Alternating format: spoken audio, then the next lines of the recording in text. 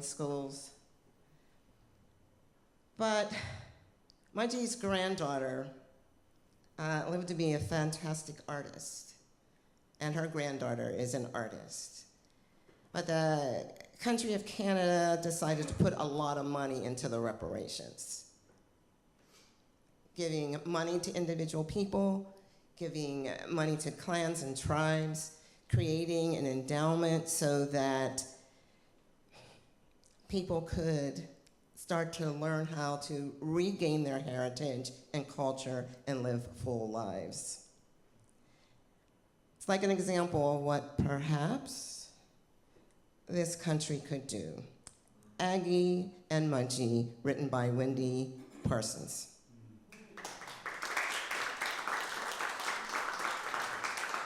Thank you, friends. Can we all say together, amen? Amen. We are going to invite our friends who are of all ages who want to go downstairs for religious exploration with Miss Elizabeth Ann, Miss Jill, and Miss Lena. We're going to sing you out now before we hear from our reflections. So will you join me in singing these words? As you leave this place, know that you belong. Know that you are not alone. Know that you are loved. As you leave this place, know that you belong. Know that you are not alone. Know that you are loved. Thank you, friends. So again, today's service, we're going to be hearing from lots of different folks about the ways that we do justice work. This is the invitation. If you were looking for something to do to help change the world, you're in the right place, right? We're here to find something that speaks to you, where you can fit in and help us bend that moral arc of the universe towards justice. So to start us off, we have the wonderful Nicole Williams, who is one of the co-founders of our community fridge and pantry, who is going to be joining us up here to share a little bit. Nicole, come on down.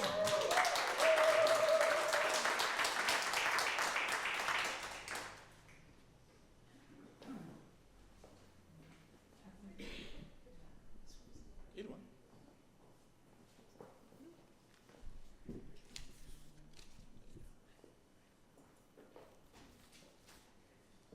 For my lip readers out there.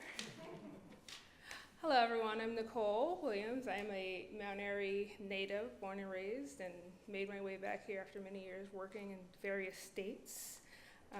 So always glad to be back in this community, and have finally connected with the church that I've walked by many times or driven by many times, and I was just like, I don't know what this is. So it's always awesome to be up here.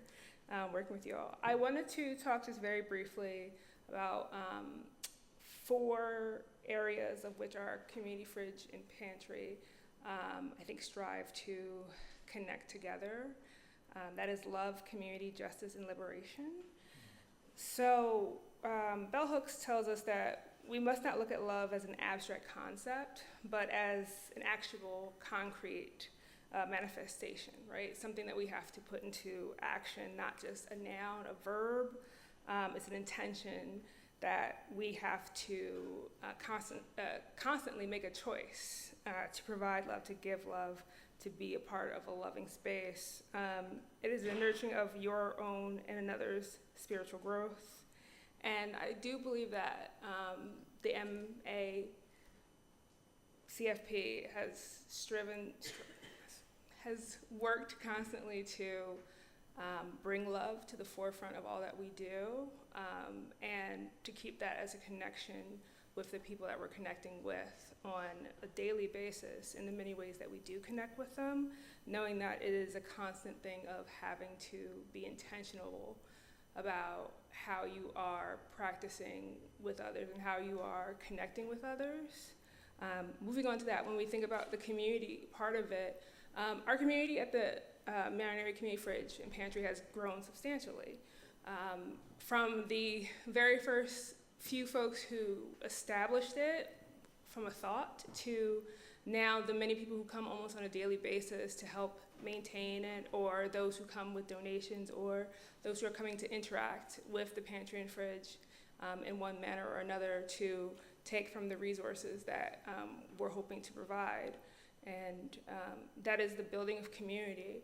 As a member of this community, it's always fascinated me that by being in this space that I am as, I would call myself a community collaborator, I easily could just drive down the street or walk down the street and ignore the next person and not see them as a person necessarily, because we go about our day.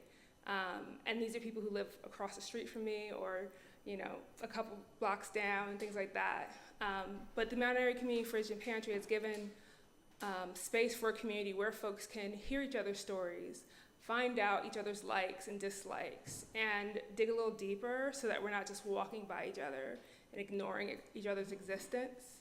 And that's the building of community through love and intentionality that I think has been really special about this space and in its placement here, in a place where many doubted that we even needed such a facility or such a pantry or fridge at its beginning, and now see that it's so essential to the community, whether it's just the Mount Airy community, going all the way down to Cheltenham, all the way down to West Philly.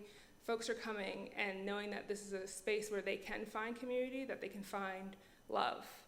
I just ask that if you are feeling comfortable to do so, can you all close your eyes if you feel comfortable in this space? Please raise your hand if you have come to an event sponsored by the Mount Airy Community Fridge or Pantry. Please raise your hand if you have donated financially. And you can keep your hand raised if you feel comfortable doing so. Please raise your hands if you donated food or a hygiene product. Please raise your hand if you've shared a post or like on one of our social media blasts. Please raise your hand if you've cleaned the fridge or pantry area or donated cleaning products. Please raise your hand if you have done a pickup or a drop-off. If you've raise your hand if you've made a sandwich downstairs, or if you have taken food that was used for an event and repurposed it for the fridge from downstairs. Please raise your hand if you're waiting for a response from me in some way, shape, or form. I say all this, and while folks were having their eyes closed, or eyes closed, and hands were raising up and down, the majority of people in this room were raising their hands at one place or another, and I think that speaks a lot to the community that's been built here, and that we might not all recognize that we're part of this community, but you even being in this space at this moment is being part of the Mount Airy Community Fridge and Pantry community, and I just want to show my gratitude or share my gratitude for that, because what it is could not be what it is today without you all being a part of it. It doesn't take one person or two people or five people. It takes a load of people who have different ideas, different visions, different resources, different hopes and dreams, and different places of love to come together and build that. And then justice.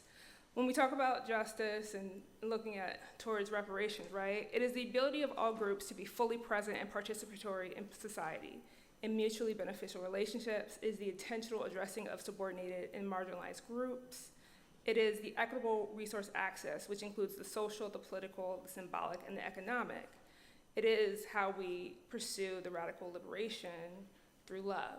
So I see this movement as an operation of justice, food justice, resource justice, community justice, where we're trying to continually build something towards that liberation and towards seeing folks as humans, bringing back agency, the agency that folks always had but has also been stripped from them just because of how society is structured, but giving people a place where they can have choice.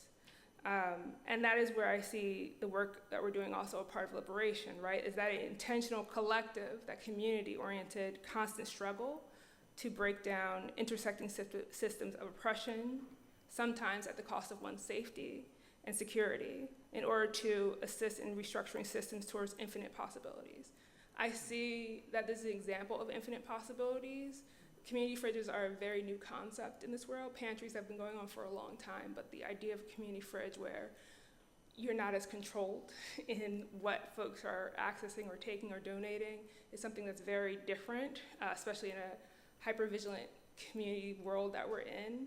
So being able to try something new, have community members be a part of that is just really important and significant. We're in deep gratitude. It's still growing, it's still changing, and it still needs your help.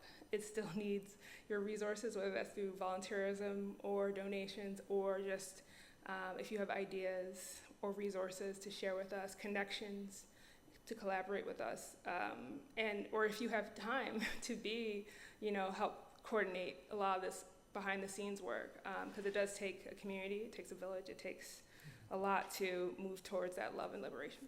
Thank you.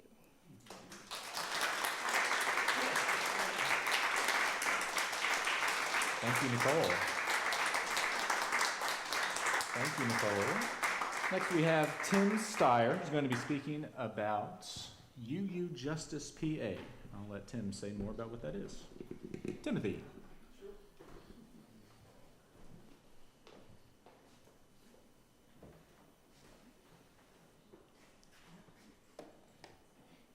Good morning. My name is Tim Steyer. I'm a longtime member of this congregation, and I also serve as the Secretary-Treasurer of UU Justice PA. UU Justice PA is a nonprofit organization advocating for social justice issues in Pennsylvania. We represent 35 UU churches in Pennsylvania with approximately 6,000 Unitarian Universalists. Our vision statement: Pennsylvania UUs are aware of justice issues and are called to speak and take action that leads to a better Commonwealth. Our mission statement: pursuing justice by voting, advocating, and making just public policies. While we have our roots in earlier advocacy efforts by Unitarian Universalists in Pennsylvania, we were officially founded in 2010 here at UU Mount Airy. UU Justice PA is our voice in the halls of the Pennsylvania State Legislature. We are tireless advocates for legislative policies that uphold our UU values. This means working to protect our environment, ensuring economic justice for all Pennsylvanians, fighting for the rights of LGBTQ+ individuals, and safeguarding everyone's right to vote. As part of UU Justice PA, we focus on several key issues. Legislative advocacy: we actively lobby and engage with state legislators on issues such as environmental justice, economic justice, LGBTQ rights, and voting rights. Education: we provide resources and educational programs to congregations and individuals on social justice issues and advocacy. Community organizing: we facilitate grassroots organizing and coalition building to amplify the voices of marginalized communities. Direct action: we participate in protests, rallies, and other forms of direct action to raise awareness and push for change. Why is this work in the state legislature so important? Because that's where decisions are made that directly impact the lives of all Pennsylvanians. Laws passed in Harrisburg affect our schools, our health care, our environment, and our fundamental rights. UU Justice PA ensures that our Unitarian Universalist values of justice, equity, and compassion are represented in those decisions. Now, more than ever, in light of the recent presidential election, our work in the state government is critical and important. I encourage you to learn more about UU Justice PA. You can visit our website, talk to me, some of the other members here, and consider how you can join us in our important work, whether it's contacting your legislators, donating to support our efforts, or joining one of our action teams. There are many ways to get involved. Let us be a beacon of hope and justice, not just within our congregation, but throughout our Commonwealth. Thank you. Keep it rolling right along with Mary LaValle, who's going to be speaking on some of the Indigenous work that we've been working on.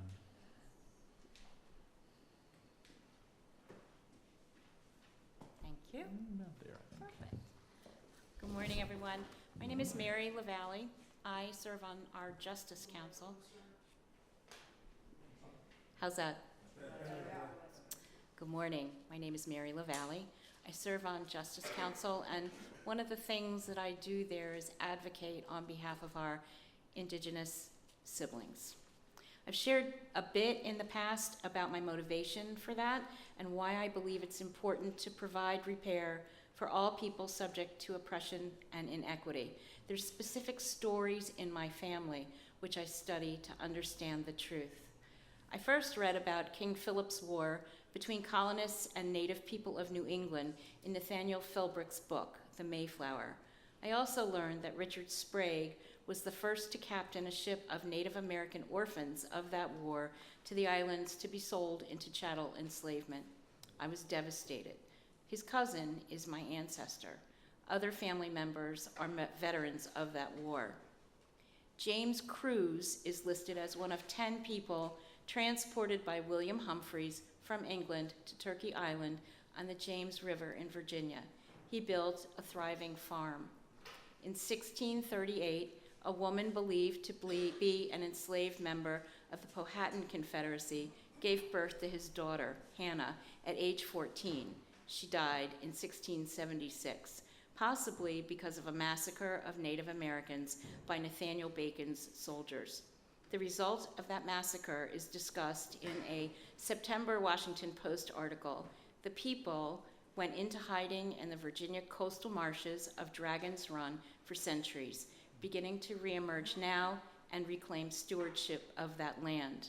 James was executed for his participation in Bacon's rebellion.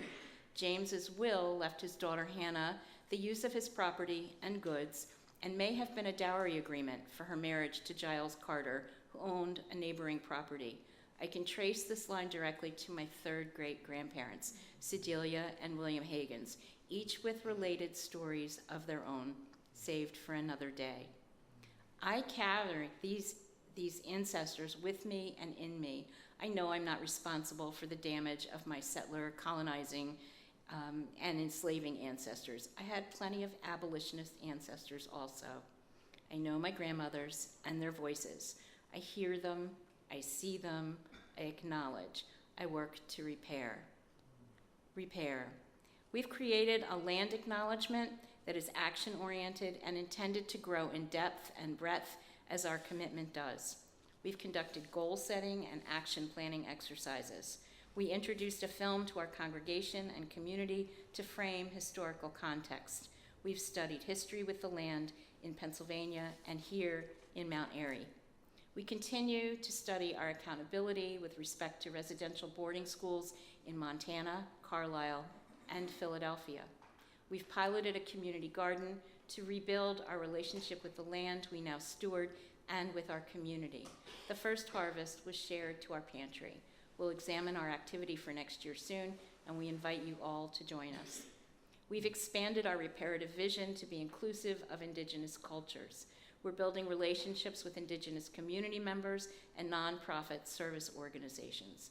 In the coming year, I hope to emphasize intersectionality in our action planning, to investigate and work to eliminate policies that support land theft, invisibility, and erasure of both Black and Indigenous people. I hope you'll stay to join us at our Reparations Town Hall. Thank you.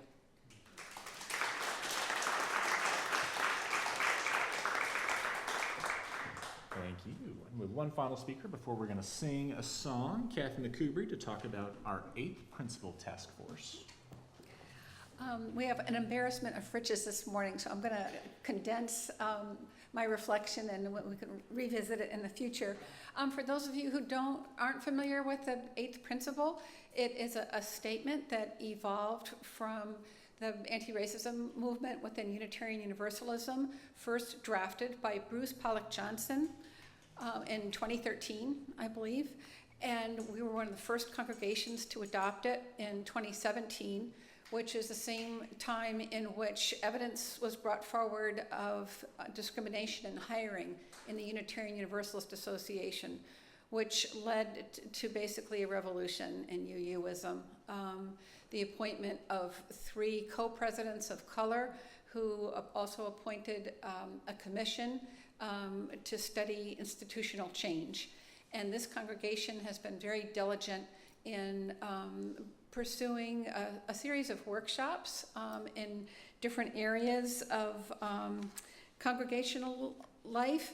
But this morning, I just want to share with you, what does the 8th principle look like at UU's of Mount Airy? So first of all, there's an 8th principle team that includes Bruce and Portia, Anam, Dumita, Fern, Mary, and myself. And Keo Polson and Molly Durkin have agreed to be our younger people consultants, so we have some other perspectives. What the 8th principle says is that we covenant to affirm and promote journeying toward spiritual wholeness by working to build a diverse, multicultural, beloved community by our actions that accountably dismantle racism and other oppressions in ourselves and our institution. This congregation has a long history of anti-racism activism, and I think we're growing towards addressing more of the intersectionality with racism, with other types of oppression too. So some of the, what the 8th principle team has done and what we're doing is that, we've really delved more into our history in terms of our relevant to reparations, but also in terms of our composition of people from different backgrounds historically, looked at who has been in positions of leadership, including people of color, and what their experience was, which was not always supported. To really hear the legacy and the lessons from our history to inform our choices today. Some of the offshoots that have come out of the 8th principle team are our reparations activities. There has been more recent interest in having a better understanding and becoming more welcoming around issues of neurodiversity and disability. We look closely at what stories we tell about ourselves. And Kin has presented to us kind of a history of the relationship between ministers and the congregation, which has also been really helpful to understand ourselves and our choices. Another activity that's grown out of 8th principle, I believe, is our commitment to Beloved Conversations, a curriculum from the Meadville Lombard Theological School that is offered in stages with instructors and coaches, and then we have a very large cohort that is in the 2nd year of the 2nd phase. That's really looking at institutional change in UU's Mount Airy, and the most recent development there is a consensus around looking at our governance. And lastly, I would say that we are also looking at right relations, which is a model within Unitarian Universalism, or how we might adapt that for ourselves. How do we make our covenant come alive when we experience tension or conflict in the congregation? How do we activate it and live it and help us build community through our differences? And just lastly, so what difference does that make to me? And I want to let you know that the 8th principle team and what has grown out of it is really my spiritual anchor in this place. And I am so grateful for the safety and freedom that I have experienced in my relationships with the other members of that team, and the risk-taking that goes on there, and that I feel like it gets diffused through the congregation too. So maybe we can learn more about the eighth principle in the future too.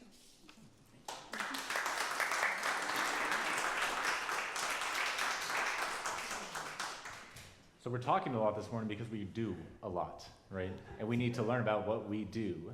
And one of the other things we do is we sing. I'm going to invite our choir forward to share their message and the direction of Monica Alba Rodriguez.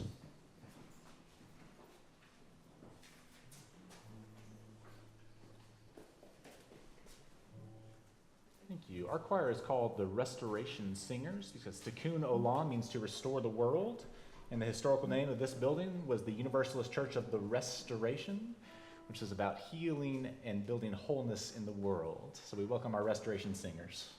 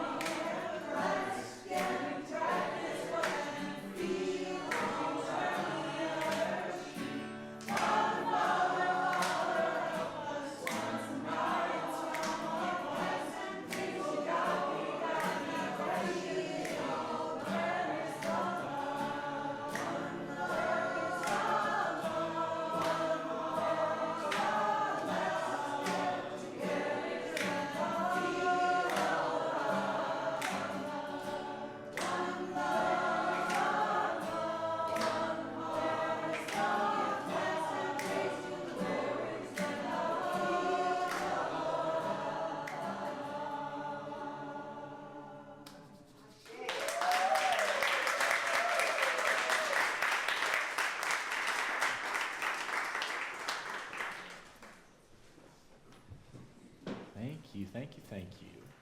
We'll keep it rolling right along with ways to get involved and find a way to help change the world. Lori Durkin is going to speak about our Justice Council. Unless Lori is not here. Oh, there you are.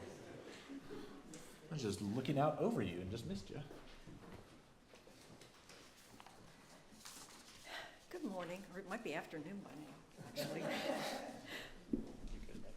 That's good, thank you, perfect. My name is Lori Durkin. I have been a member here for just a few years, and the first thing I did was join Justice Council, and then right after that, I became the co-chair, along with Craig Stevens, so that has been my privilege. So Justice Council, what's our deal? First, like the view from 40,000 feet, the UUA has 6 core shared values. One of them is justice, and that value reads, we work to be diverse, multicultural, beloved communities where we all thrive. We covenant to dismantle racism and all forms of systemic oppression. Bringing it down to 20,000 feet, our congregational vision statement says, we are committed to transformative justice. We work in partnership for racial, social, and environmental justice and sustainability. And to bring it to the ground, literally, our front sign says, a spiritually diverse community committed to justice. So clearly, social justice work is at the core of our spiritual identity, and we are called to put our faith into action, and we are called to promote a world that is just, peaceful, and sustainable. So all of those are beautiful words, but how does that translate and inform the work of the Justice Council? There's really an umbrella entity for all of the individual justice initiatives that we undertake as a congregation. So what is the remit of the Justice Council?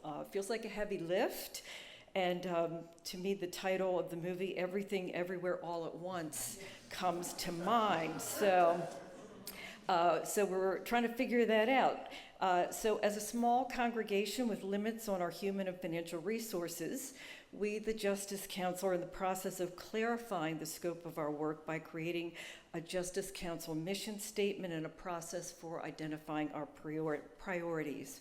And to that end, we have scheduled a justice retreat. And I'm not calling it a Justice Council retreat because it really is a congregational retreat to identify our mission. On Sunday, January 11th, following the worship service here on site for a few hours. So it's not like you have to take a weekend off or anything. It'll just roll right from our service. So we want to invite the congregation, the folks who are part of Justice Council, there are about a dozen of us, some new members coming on recently, are willing to be the foot soldiers to carry on. So if you come to the retreat, doesn't mean you have to be on the Justice Council, just to let you know. But we would love your input and help us chart our course. The UUA, the UU Association, has a document that I came across which I call a handbook on how to social justice. And here are some takeaways that I have found helpful, interesting. One, social justice work is in itself a spiritual practice. Social justice work must be intentional to be successful, with stated goals based on congregationally established social justice priorities. Our social justice work should deepen our congregational identity within our community and be based on our understanding of our community's needs, particularly members of marginalized groups. I'd like to know that our previous work in widening the circle, which some of you may or may not be familiar with, calls on the building of community relationships as an area of opportunity for our congregation, which is particularly important in our post-COVID world, since there were 3 or 4 years where getting out into the community was not easy to do. So there are 5 pillars, if you will, of social justice work. One is service, meeting the needs of persons in distress. And we do that, examples of that are obviously our food pantry, and I have here PIHN, I'm not sure, where we provide temporary emergency housing to folks who are in need. Education, identifying social issues and interpreting them within the context of our UU values. Examples are we have a book discussion group on justice issues, and we have a film and lecture series for our community on various topics of social justice. Advocacy, working through the legislative process to impact policy. Tim talked about UU Justice PA, and Lila will follow me and talk about our partnership with Power Interfaith. Witness, making public by word or deed our convictions about an issue. Our Black Lives Matter Vigil weekly, as well as our new chapter of UU Justice for the Middle East are all examples. And the handbook says that our work should be balanced within these 5 different pillars. They relate to one another, they are complementary of one another, and they shouldn't exist in isolation, so we should be pulling all those threads together. An important point is that our congregation overall and council specifically must take care to ensure a fit between our projects that we undertake, our congregational resources, our aspirations, and our ability to make a difference. And finally, we should conduct ongoing evaluations of our work to make sure that we are cognizant of our progress and affirm that our goals are being met.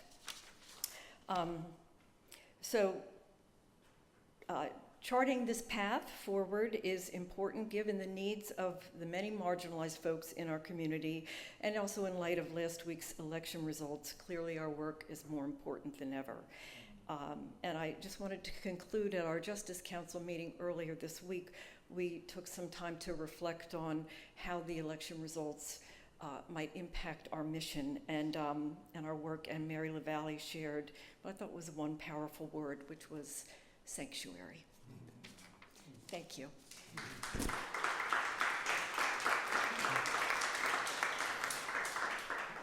Thank you, Lori. Craig Stevens to share about UU for Justice in the Middle East. Not powerful. Craig Stevens to share about UU Justice in the Middle East. Not a problem. Hi, my name's Craig Stevens. I've been a member here since we came back to Philly, our home base, Deb and I, in 2020, but we joined a year or so after that. One of the things going on in the world that called us to action, reflection, discussion over the past almost year, more than a year now, has been the explosion of violence and pain and horror in Israel and Palestine, particularly with Palestinians suffering deeply. And one of the responses is that we have explored the national group that's an arm of the UUA called the Unitarian Universalists for Justice in the Middle East, and they provided resources and some guidance to us. And a lot of different people have gone to vigils and protests, and we periodically post alerts about votes and actions, and we're in the last breath of any possibility of any positive statements, if not change, before the people that are about to take over that we have to deal with.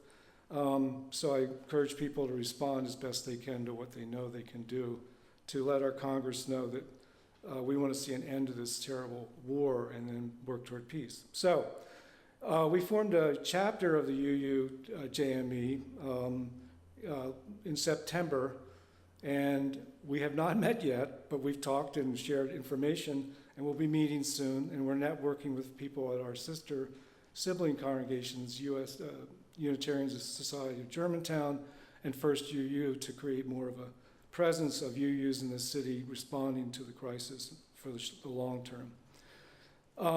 The core value of the UU-JME in our chapter is, quote, a just peace in Palestine, Israel, that reflects our UU values of respect for the inherent worth and dignity of every human being, and justice, equity, and compassion in human relations.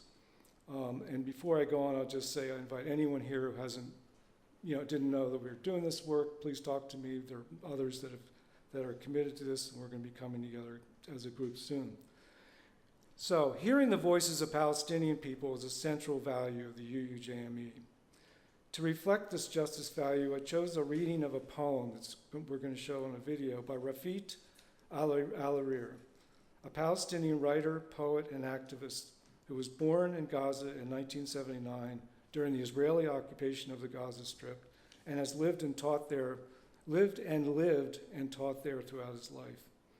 A friend of Alarir's said that with the Israeli bombardment and invasion of Gaza expanding across all of Gaza after October 7th, Alarir and his family were so haunted by the daily devastation and the likelihood that he and his family would be targeted that in his final weeks, he wrote this poem called If I Must Die.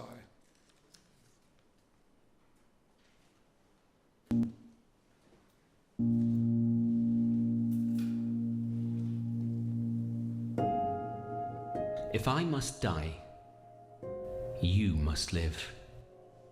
To tell my story, to sell my things, to buy a piece of cloth and some strings, make it white with a long tail, so that a child somewhere in Gaza, while looking heaven in the eye, awaiting his dad who left in a blaze and bid no one farewell, not even to his flesh, not even to himself, sees the kite, my kite you made, flying up above, and thinks for a moment an angel's there, bringing back love.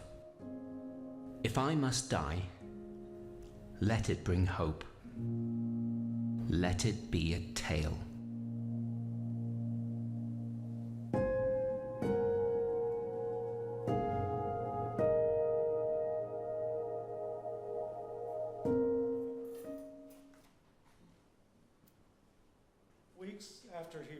Weeks after he wrote this poem, Alarir was killed by an Israeli strike in Satajea in northern Gaza.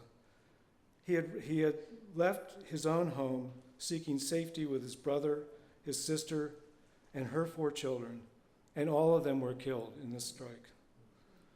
This kind of incredible tragedy has been replicated over and over and over again for years in this tortured land. And all I can say in closing is, may peace with justice come someday for Palestinians and Israelis. Thank you. Thank you.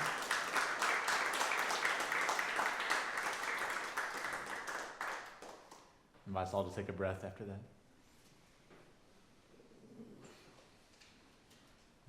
And we have one more speaker to share with us some of our partnership and justice work. My friend and comrade Lila Saber here from Power Interfaith, someone I would follow to the gates of Mordor themselves. We are so glad to have you with us, Lila.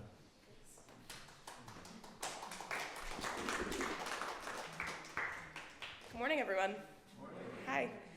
Like McKinley said, my name is Lila Saber. I am the organizing director with Power Interfaith. It's good to see some familiar faces and some faces I don't know. Thanks for letting me be here. I'm going to talk a little bit about Power's work, but before I start, I want to say Power Interfaith has been an organization for about 15 years in this city. In the wake of the 2008 financial crisis, folks stood up one day and said the gap in Philadelphia is that faith communities are not organized for political power.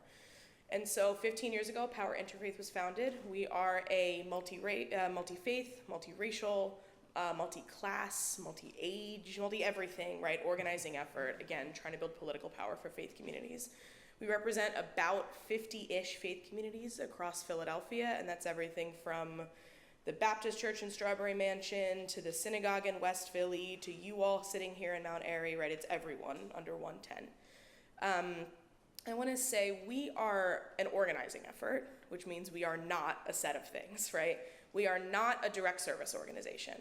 We are so glad that so many of our congregations do direct service, right? Hand out clothes, give food, but we are not that. We are not meeting people's immediate needs. We are also not an advocacy organization. So I am not here advocating on behalf of any group, right? We don't see that as our job to advocate on behalf of other people. We are at our core an organizing effort. We are organizing regular people, working people, families, parents, to take political action themselves around the issues that matter to themselves and their families. with the end goal of really building independent, not attached to a party or a candidate, political power for our people. Because for too long, regular people have been left out of making political decisions for themselves. So that's what we're about. You can clap for that.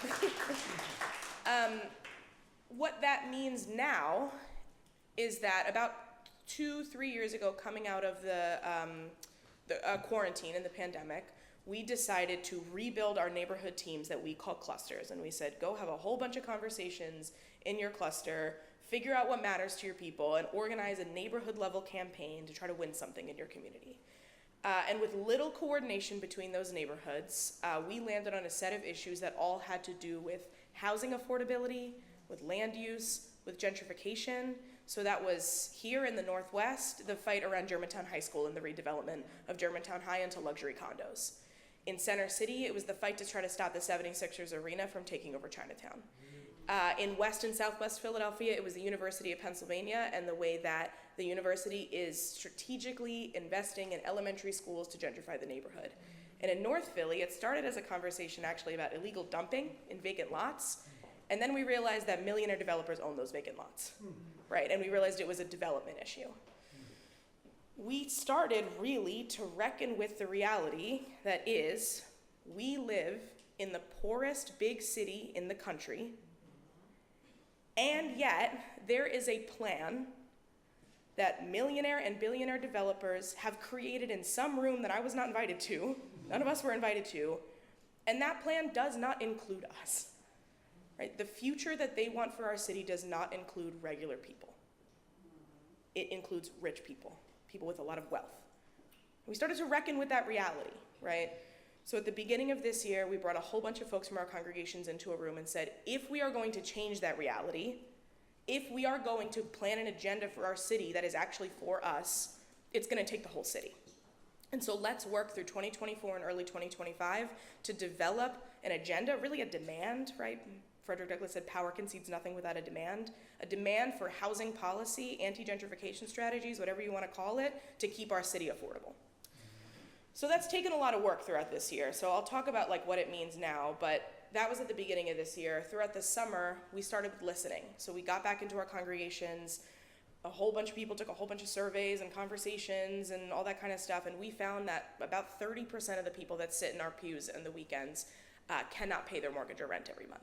So that was our baseline, right? We did a whole bunch of listening. We found a whole bunch of other data that I can share with you at some point. Then, throughout the fall, we decided to go try to have what we call research meetings with all of our 17 city council members and the mayor and a set of other policy folks to bring them this data and say, what can be done about this? And to find out like how power and politics are moving in the city around these things, right? We had to actually understand that. So that's happening right now. A couple folks in this room are gonna be together tomorrow to have a conversation about those meetings. And all of that is going to build to what we're calling a Housing Justice Assembly in January. So I'll talk about that more in a minute, but what I will say is there's a citywide team of folks that have been working to think about what those policies that we want to try to win are. So that's happening all throughout this.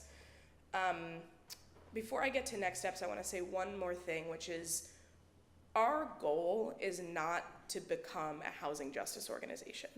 That is the issue that, based on the nods that I saw in this room and based on all the other conversations I've had, is the one that is on top for so many people, because we see the way our city is changing, but our goal is not to be a housing justice organization. Like I said, and I'll repeat it because I think it's important, our goal is to be faith communities organized for political power so that we can win on anything, not just housing affordability, but wages, but daycare costs, but education, right? But how our streets look. All of that, right? And the first step that we're gonna take around that is try to win something around housing, so that after that, we can have a little bit more political power and go try to win other things. So, in terms of next steps, I wanna say two things. One is that if you are sitting in this room and you're like, yeah, I have a story around this. I have seen my housing costs become unaffordable, or I've tried to find a place to rent and I can't find one that's actually in my price range. Or I've seen my neighborhood change dramatically because of new developments. And I don't think those developments are for me, right? If you're sitting in this room saying, like, I'm that person, come talk to me. I'd love to hear your story.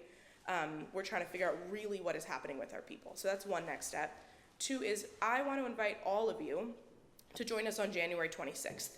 in the afternoon at 3 p.m. It's a Sunday afternoon, so you could get some lunch after service, head over.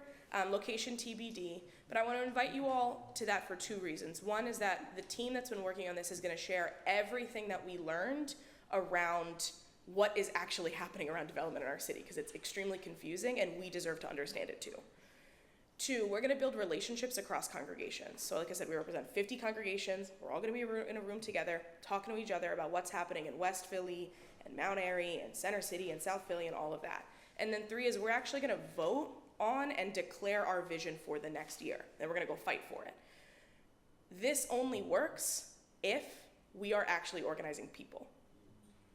We don't have, I'm not a millionaire. I doubt any of you are, maybe, right? We don't have the billions of dollars that all these PACs and political parties and developers have. We have people. So I want to invite you to January 26th, because what it's going to take to win whatever issue we want to win on is organized people taking action. So I hope that you'll join us on that date. I'll be talking to folks more about that. And then again, if you have a story around this, please come talk to me, and I'd love to hear it. Thank you. I think that's it.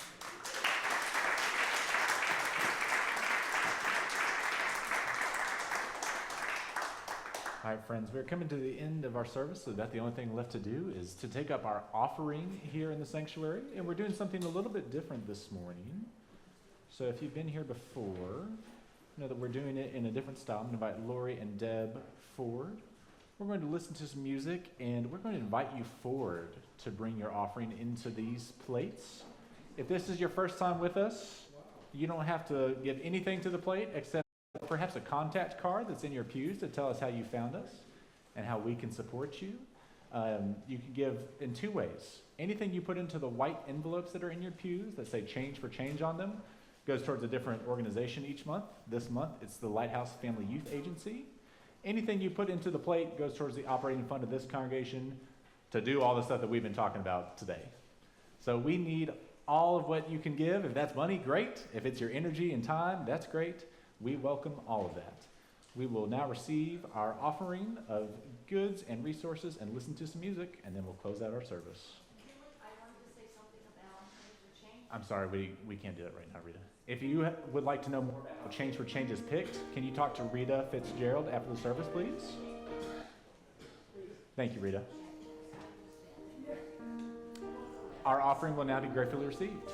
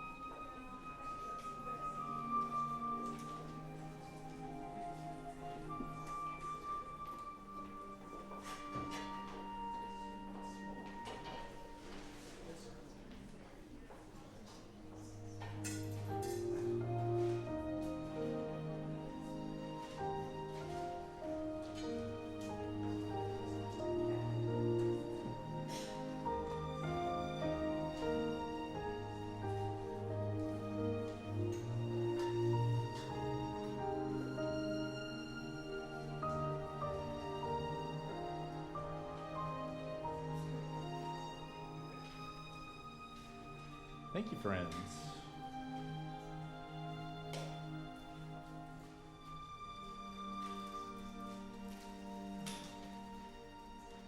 Before we sing our final hymn, it's my job to wrap all this up, but we're going to extinguish our chalice with words from Karen Smith.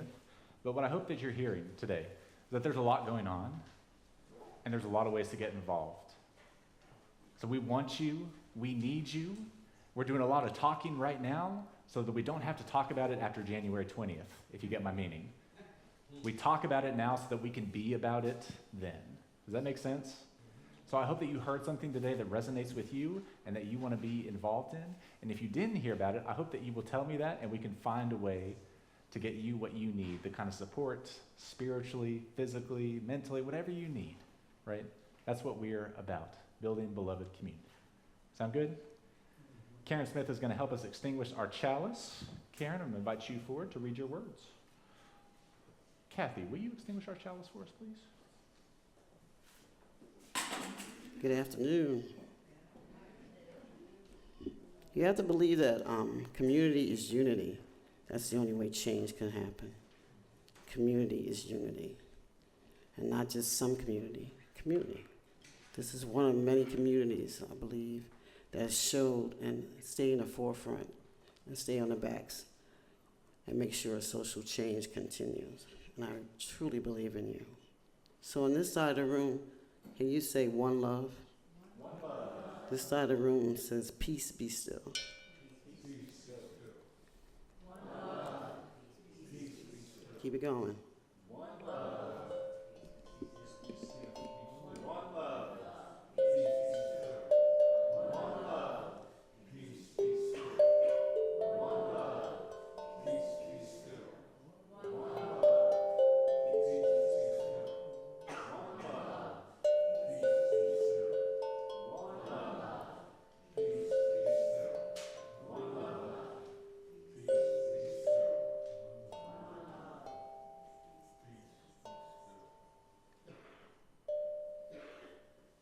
Thank you. All right, friends, we're here at the end. Can we give one final round of applause for all of our speakers?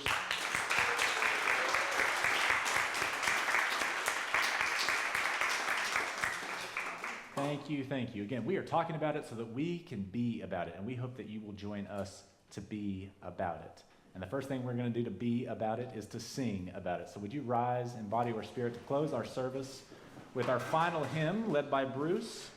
And if we could really sing this one, that would make me feel really good. This is Ain't Gonna Let Nobody Turn Us Around.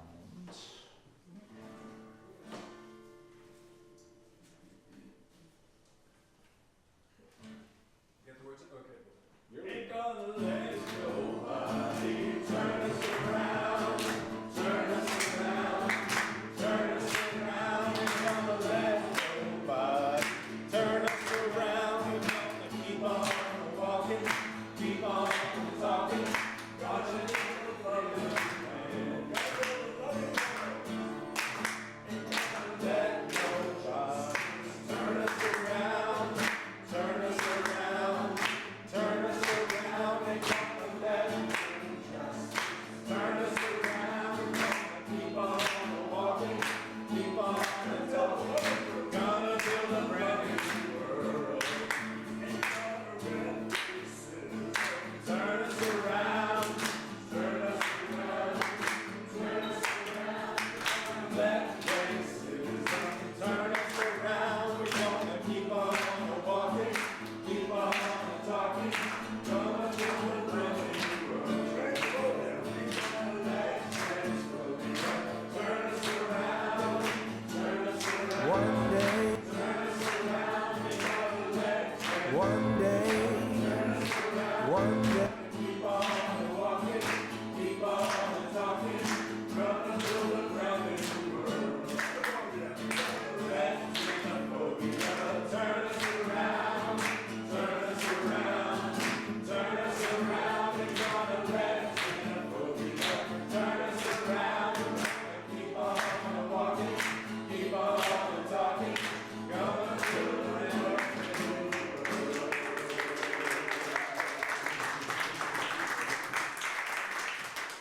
Thank you, friends. We have food and bathrooms downstairs. Please come and join us. Please come and see me if you have questions about what we do here. I hope you heard something that resonated with you. And I hope that you took something away from this to take out into the world to build beloved community. May we go in peace to love and serve the world and to take care of one another against all of this. May it be so, friends. Amen. Have a great week. We'll see you downstairs or next week.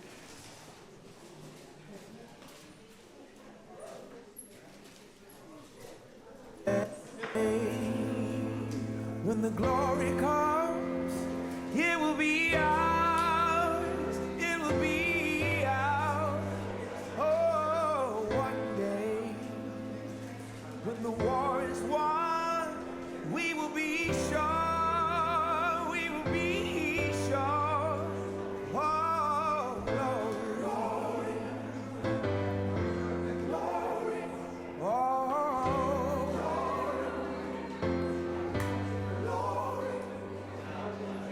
to the heavens, no man, no weapon formed against, yes, glory is destined. Everyday women and men become legends. Sins that go against our skin become blessings. The movement is a rhythm to us. Freedom is like religion to us. Justice is juxtaposition in us. Justice for all just ain't specific enough. One son died, the spirit is revisiting us. True and living in us. Resistance is us. That's why Rosa sat on the bus. That's why we walk through Ferguson with our hands up. When it go down, we woman and man up. They say stay down, and we stand up. Shots we on the ground, the camera panned up. King pointed to the mountaintop, and we ran up. One day, when the glory comes, it will be ours, it will be ours. Oh, one day, when the war